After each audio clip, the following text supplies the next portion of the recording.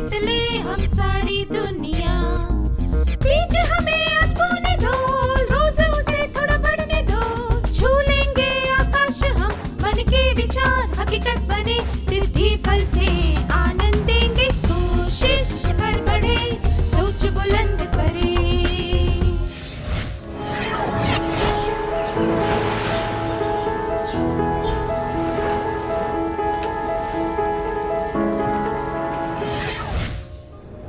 नमस्ते छात्रों, आप सब कैसे हैं? पिछले सत्र में हमने सीखा था कि बदलती हुई परिस्थितियों में खुद को उसके अनुसार बदलने की योग्यता को अनुकूलन कहा जाता है। अनुकूलन में ये बातें शामिल हैं। पहला, लचीलापन। दूसरा, मुश्किलों का सामना करने के लिए तैयार रहना। तीसरा, बदलाव के प्रति सकारात्मक दृष्टिकोण होना। जीवित रहने के लिए और विकसित होने के लिए विश्लेषण करना, स्वीकारना और अनुकूलन करना जरूरी होता है। अनुकूलन के पहले दो चरण हैं इनकार करना और गुस्सा। इस सत्र में हम अनुकूलन के अन्य चरणों के बारे में सीखेंगे।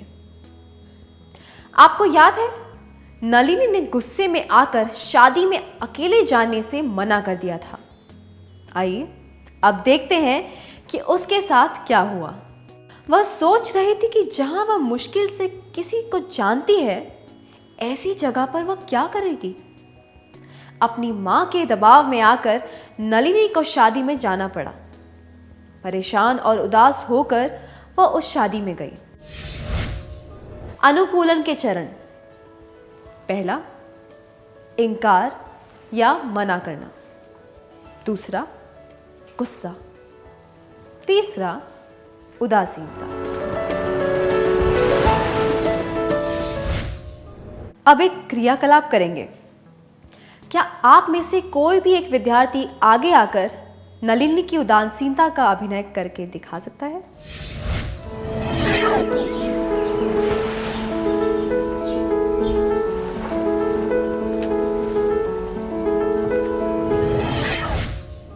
धन्यवाद। अब एक और परिस्थिति पर ध्यान देते हैं।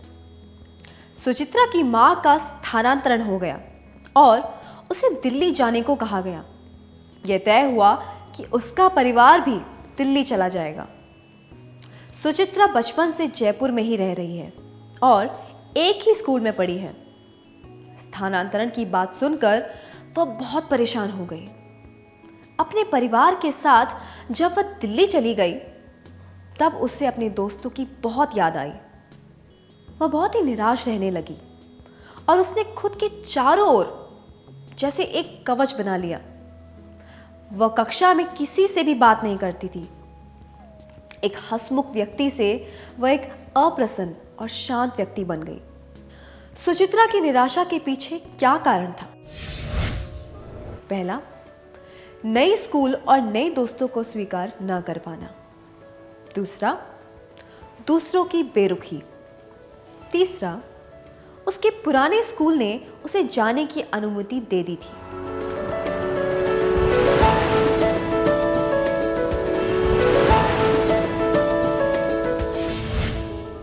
सुचित्रा को यह भली भांति पता होना चाहिए कि उसने दूसरों को अपनाने से मना कर दिया था। दूसरे शहर जाने वाले किसी भी छात्र को स्कूल से अनुमति तो मिल ही जाती है। उसकी निराशा के पीछे वास्तविक कारण यह था कि वह नए स्कूल और दोस्तों को स्वीकार नहीं कर रही थी। सुचित्रा के उदाहरण से हमें पता चलता है कि किस तरह लोग अनुकूलन और बदलाव से कतराते हैं। सुचित्रा की प्रतिक्रिया अनुकूलन का अगला चरण है। गुस्से के बाद एक चरण आता है जब लोगों को पता चलता है कि उनके पास कोई विकल्प नहीं बचा है, पर दुर्भाग्यवश वे बदलाव के लिए तैयार नहीं होते हैं। इसलिए उन्हें निराशा मिलती है। वे जानते हैं कि जो हो चुका है उसे बदला नहीं जा सकता, इसलिए वे निराश हो जाते हैं और आत्मदया में डूब जाते हैं। क्या अब हम एक और क्रियाकलाप करें? क्या आप में से किसी को कभी अपने छोटे भाई या बहन के जन्म की वजह से निराशा हुई है, क्योंकि आपको लग रहा था कि आपके माता पिता उस छोटे बच्चे पर ज्यादा ध्यान देंगे, आप पर नहीं? या फिर किसी और परिस्थिति में आपको निराशा हुई है क्योंकि आप बदलाव को स्वीकार नहीं कर पाए? क्या आप अपनी भावनाओं के बारे में अपने करीबी दोस्त को बताना चाहेंगे?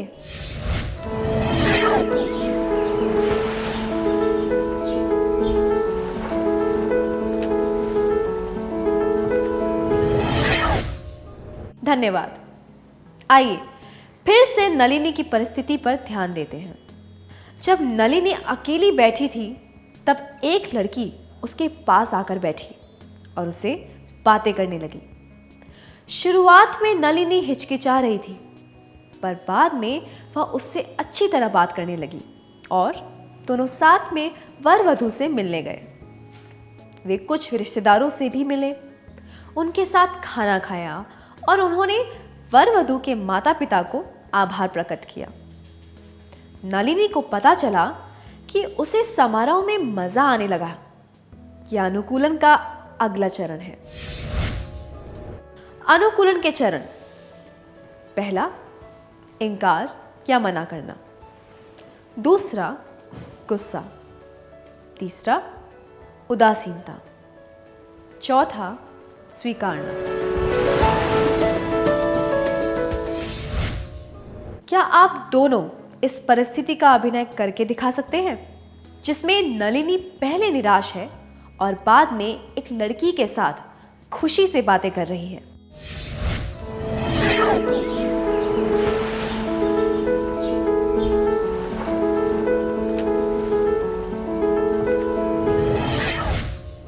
बहुत बढ़िया, धन्यवाद। अब एक और परिस्थिति पर ध्यान देते हैं। रेवती की पड़ोसन और उसकी अच्छी सहेली कमला किसी दूसरे शहर में चली गई है। उसके पड़ोस में जो नए लोग रहने आए हैं वे तमिलनाडु से हैं। उनके यहाँ एक लड़की है, ललिता, जो रेवती की उम्र की है पर दूसरे स्कूल में पढ़ती है। रेवती को कमला की बहुत याद आती है क्योंकि उन दोनों की पसंद एक जैसी थी। उदासीनता से बचने के लिए रेवती को क्या करना चाहिए? पहला, ललिता से दोस्ती करना शुरू कर देना चाहिए। दूसरा, अपने माता पिता को मनाना चाहिए कि वे उस शहर में चले जाएं जहां कमला रहती है। तीसरा, कमला को चिट्ठी लिखकर उसे वापस बुलाना चाहिए।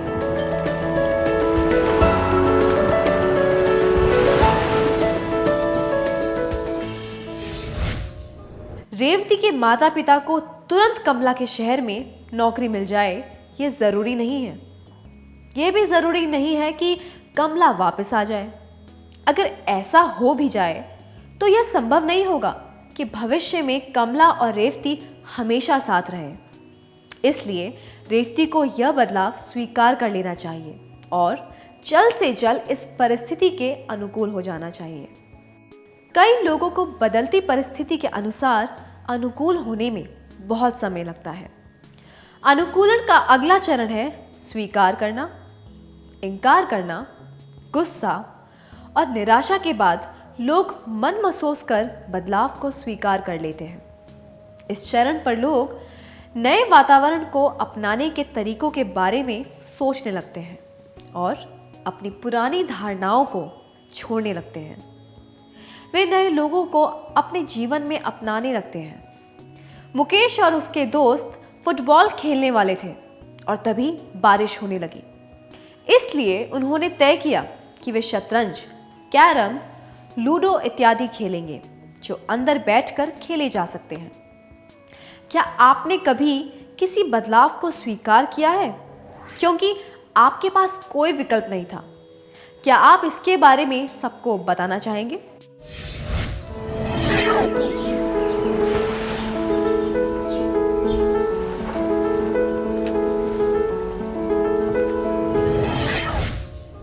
धन्यवाद।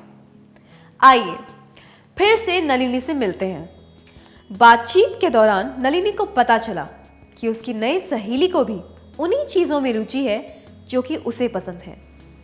नलिनी हमेशा आर्किटेक्ट बनना चाहती थी। उसे पता चला कि उसकी नई सहेली आर्किटेक्ट के अंतिम वर्ष की पढ़ाई कर रही है। उस लड़की ने नलिनी को बहुत उपयोगी जानकारी दी। नलिनी ने उस लड़की का पता और फोन नंबर लिया और उसे कहा कि किसी मार्गदर्शन की आवश्यकता पड़ने पर वह उसे संपर्क करेगी। नलिनी उस शादी में निराश होकर जबरदस्ती गई थी, पर जब वह वापस आई तब एक अनजाने व्यक्ति के साथ उसकी लाभकारी बातचीत हो चुकी थी। इस प्रक्रिया में उसका आत्मविश्वास बहुत बढ़ गया। यह अनुकूलन का अगला चरण है। अनुकूलन के चरण: पहला, इनकार या मना करना। दूसरा, गुस्सा। तीसरा, उदासीनता। चौथा, स्वीकारना। पांचवा, ज्ञान और विकास। अब एक और परिस्थिति। रवि एक स्कूल में पढ़ता था जहां सिर्फ 10वीं तक ही कक्षाएं थी। 11वीं कक्षा के लिए उसे दूसरे स्कूल में जाना पड़ा। उसके पास अब एक ही विकल्प था, अपने कस्बे से 100 किलोमीटर दूर एक स्कूल में जाना जहां उसे छात्रावास में रहना था। घर में मां के हाथ से बना गरम गरम खाना खाने के बाद उसे छात्रावास की कैंटीन का खाना बिल्कुल पसंद नहीं आ रहा था। कुछ महीनों के बाद उसे छात्रावास में रहने के फायदों का एहसास हुआ। हमने इससे क्या सीखा? पहला, छात्रावास का खाना घर के खाने से बेहतर होता है। दूसरा, नए अनुभवों से हमें ज्ञान मिलता है और हमारा विकास होता है। तीसरा, सबको अपने घर से 100 किलोमीटर दूर एक स्कूल में जाना चाहिए।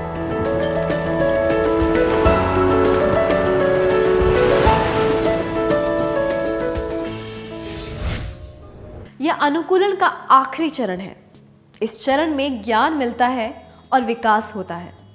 इनकार करने के बाद एक व्यक्ति बदलाव को पूरी तरह स्वीकार कर लेता है। आपने कोई नई भाषा कैसे सीखी? क्या आपने वह भाषा एक ही दिन में सीख ली? बिल्कुल नहीं। पहले आपको प्रत्येक शब्द बहुत अजीब लगा होगा। शब्दों का उच्चारण करने में परेशानी हुई होगी, पर आवश्यकता की वजह से वह भाषा सीखने में आपको बहुत ज्यादा परेशानी नहीं हुई और आपने चुनौतियों को स्वीकार करना शुरू कर दिया। इस वजह से आपके ज्ञान और कुशलता में वृद्धि हुई। एक नई भाषा आपके लिए नई दुनिया खोल देती है। इसी तरह कोई नया खेल या हुनर सीखने से आप एक नई दुनिया कदम रखते हैं। क्या आप उस अनुभव के बारे में सोचकर बता सकते हैं जब बदलाव को स्वीकार करने में आपको ज्ञान मिला और विकास हुआ? क्या आप इस बारे में सबको बता सकते हैं?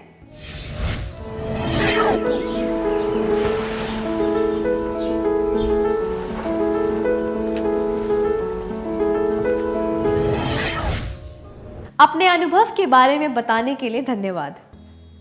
जब लोग बदलाव को स्वीकार कर लेते हैं और बदलाव को सकारात्मक रूप से देखते हैं, तो वे नई परिस्थिति के अनुकूल होना सीख लेते हैं।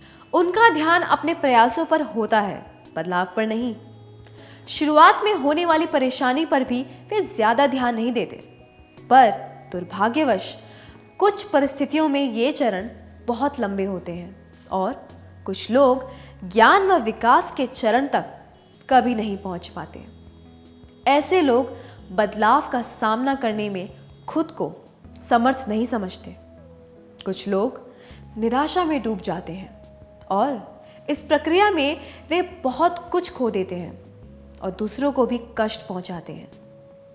ऐसे लोग कुछ इस तरह सोचते हैं, मुझे इस बदलाव को एक मौका देना चाहिए। अगर सब ठीक रहा तो हम आगे बढ़ जाएंगे, नहीं तो हिम्मत हार देंगे।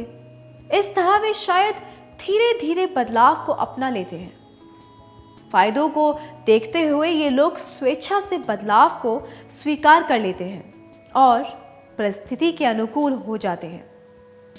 दुनिया में जितना भी विकास हुआ है वह इसी वजह से हुआ है कि लोगों ने बदलाव को स्वेच्छा से स्वीकार किया है। अनुकूलन में बहुत ताकत होती है। क्या आपने किसी भी बदलाव के लिए खुद को मानसिक रूप से तैयार कर लिया है? चलिए, क्या अब हम आज के सत्र का सार संक्षेप कर लें?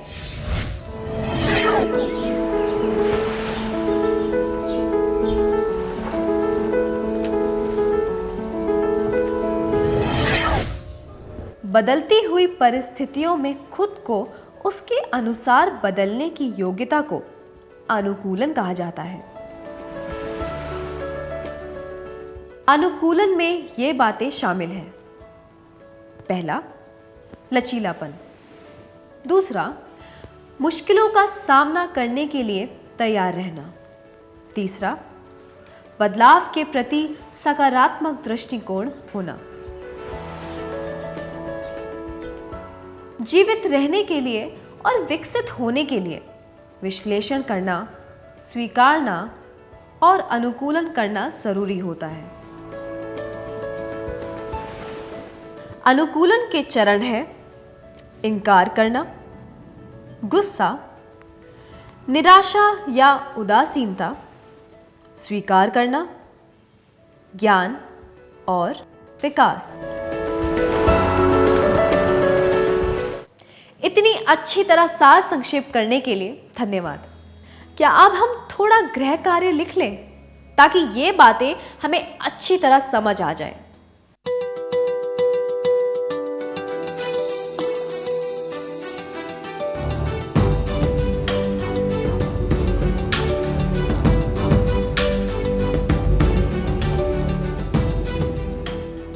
प्रश्न 1।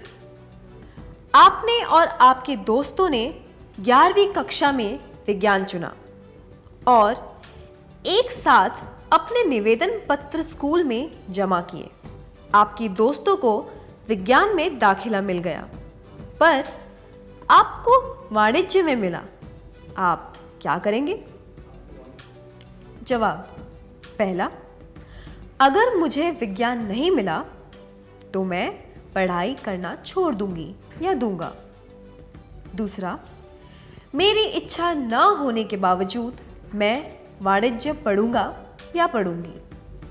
तीसरा, मैं इसे एक चुनौती के तौर पर स्वीकार करूंगा या करूंगी और पूरे उत्साह के साथ पढ़ूंगा या पढ़ूंगी। प्रश्न 2। कल्पना की हिंदी बहुत अच्छी है और वह एक अच्छी वक्ता है। एक बार उसे अंग्रेजी में भाषण देने को कहा गया और उसने बहुत बुरा भाषण दिया। अगर भविष्य में उसे फिर से अंग्रेजी में भाषण देने को कहा जाए तो उसे क्या करना चाहिए? जवाब। पहला, उसे कड़ी मेहनत करनी चाहिए और अपनी अंग्रेजी सुधारनी चाहिए। दूसरा, उसे केवल हिंदी में ही बोलना चाहिए। तीसरा, उसे एक अनुवादक की सहायता लेनी चाहिए।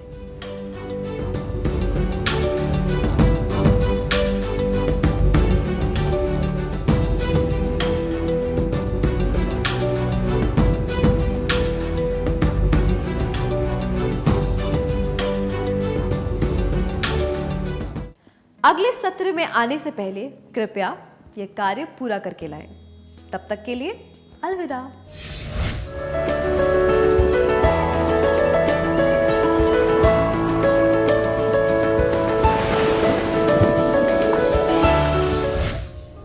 नमस्ते विद्यार्थियों, मुझे यकीन है कि आपने गृह कार्य पूरा कर लिया होगा। क्या अब हम उत्तर जांच लें?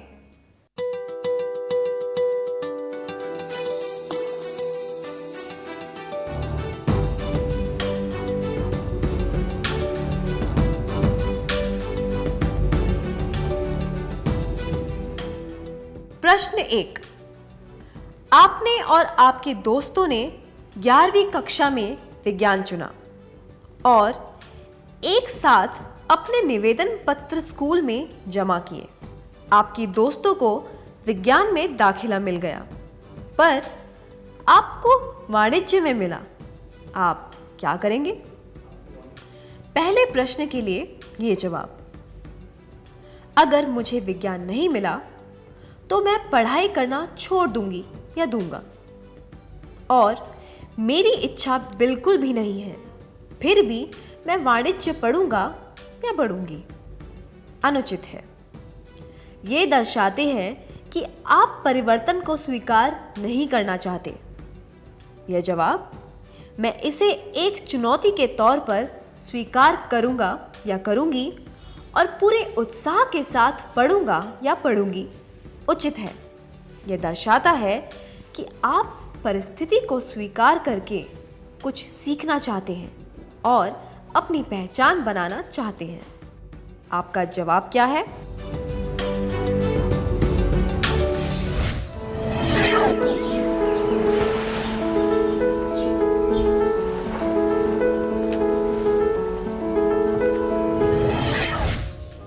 प्रश्न 2। कल्पना की हिंदी बहुत अच्छी है और वह एक अच्छी वक्ता है। एक बार उसे अंग्रेजी में भाषण देने को कहा गया और उसने बहुत बुरा भाषण दिया। अगर भविष्य में उसे फिर से अंग्रेजी में भाषण देने को कहा जाए तो उसे क्या करना चाहिए? दूसरे प्रश्न के लिए यह जवाब: उसे केवल हिंदी में ही बोलना चाहिए। अनुचित है। अगर श्रोताओं में ऐसे व्यक्ति हैं जो हिंदी नहीं समझते तो उसका भाषण व्यर्थ जाएगा। यह जवाब: उसे एक अनुवादक की सहायता लेनी चाहिए। केवल आंशिक रूप से उचित है, क्योंकि वास्तविक रूप से यह उपाय हर बार संभव नहीं है। कल्पना को बिल्कुल भी अंग्रेजी न आती हो, यह बात तो है नहीं। उसे तो बस अंग्रेजी में थोड़ी परेशानी होती है। इसीलिए यह जवाब: उसे कड़ी मेहनत करनी चाहिए और अपनी अंग्रेजी सुधारनी चाहिए, सबसे उचित है। इससे उसका ज्ञान भी बढ़ेगा और विकास भी होगा। आपका जवाब क्या है?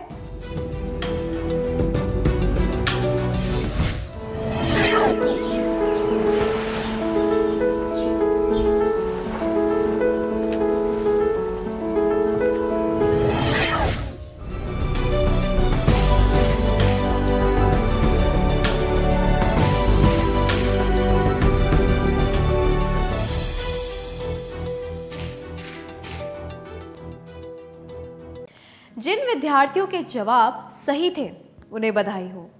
बाकी विद्यार्थियों को हमारी शुभकामनाएं कि वे अगली बार सही जवाब दे सकें। क्या अब हम अगला सत्र शुरू करें?